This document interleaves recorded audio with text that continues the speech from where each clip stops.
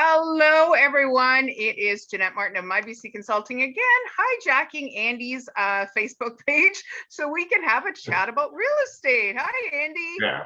Hey, how you doing? Oh my gosh. First question I want to ask you, because where we left off last month is, have you got your jazz hands back rested? Oh yeah, yeah. They're getting a little tired. Yeah. After Well, 4 days of a fabulous festival. It was great. It was great because we pivoted from live streaming to live entertainment. It was great to be having stages in front of the community hall. Plus, we had some fantastic concerts at the Chief Seat Pass Theater. And you know what? The best one was the hip hop jazz on the Thursday night. I really enjoyed that. They were, XL the band. They were fantastic. It was such diversity this year on how the committee planned it, and of course the musical director Dave put it together, from fusion to blues to gospel to soul to big band. Oh my gosh, it was amazing. Oh, just amazing. Yes, yeah. So that leads me to, let's use that word diversity as our springboard of conversation about the real estate market right now. So what's happening in the real estate market? Well, you're hearing a lot about demand on the real estate market, and we're talking about buyer affordability, and really what it does come down to is supply. You know, we have a lot of buyers out there, we have a lot of demand, but we need to increase supply. So for all the federal elections and everything, and for all their talk, I really hope they look at ways of increasing supply so that we will have more homes for sale. Because in all developed worlds, we are lagging sadly behind in keeping up with our population and immigration in terms of how many homes we have and are building. But I've got some stats for you. Oh, great. Yeah, you know what? I'm a girl that likes some numbers. Okay. Numbers don't lie. Okay, let me share my screen here and quickly go through this. So this is August, and in August of 2020, this is our inventory, and this was the sales for 2020. And then last year, when the market took off, you know, we were in the middle of COVID, and everybody's scratching their head, like, why is everybody buying? You can see that the actual inventory was a little bit more than the sales volume, but this year, inventories in August was the same as sales volume. And so, you know, this is like a week's worth of inventory in terms of buyer demand. And what that will translate into in September, October, November, because people want to get into their homes before Christmas, is that we could still see another price increase in terms of pricing. And so here, you know, is my months of inventory, all asset classes, and this is our balanced market.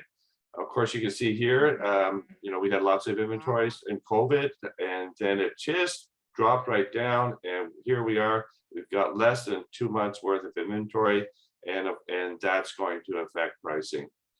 Moving further on, and you can also see it just really, you know, the foreign buyer tax really hit the market, and the stress test really hit the market, but buyers are wanting to buy. And so that is why we're not addressing the more important part, and that is supply.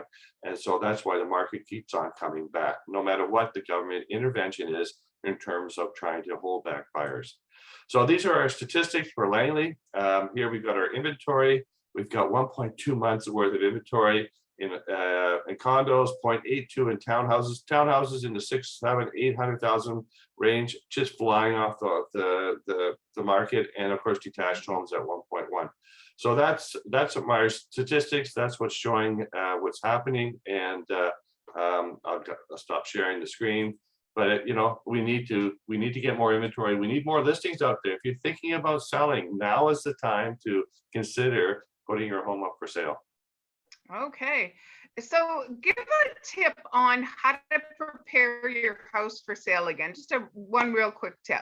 Oh, well, I mean, that's one thing you should think about. Yeah, that's always staging, and one of the first things we do when I come into somebody's home is I make the appointment for our stager to come through the house, and they'll put together a report, and it's really working with what you have and what is in your home and how to present it in the best way possible for the photographer. Sometimes you feel this doesn't work, this doesn't feel right, but it's terms of pictures.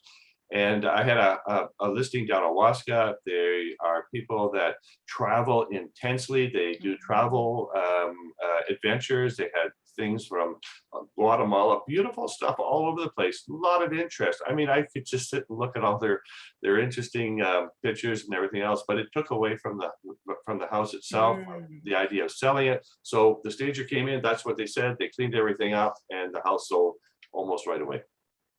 So my last question would be, I know you've got buyers, like you're working with buyers right now. What are, say, 2 or 3 properties that you are looking for? So people know, hey, I know about this house that you could take one of your buyers to. Well, it is, like I said, townhouses in the $700,000 to $900,000 range, primarily in Willoughby.